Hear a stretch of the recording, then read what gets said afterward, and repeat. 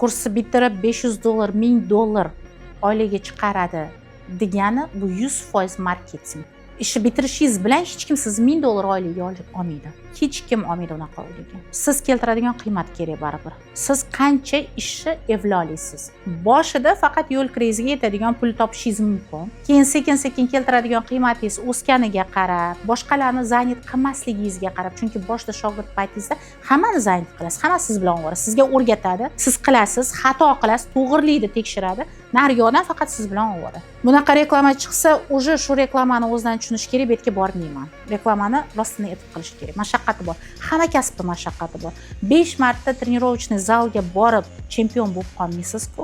Bo'lishi mumkin, balkim men bu haqiqatdan menga qo'yib priyod deydi-yu, mana shunaqa odamlar bo'lishi mumkin.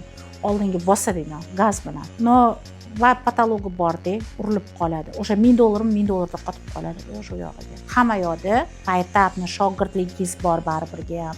Kichkina oylikga ishlash hamma kasbda bor bu. Faqat zo'r mutaxassis bo'lmagunizcha nimaga sizga qotib pul to'lash kerak?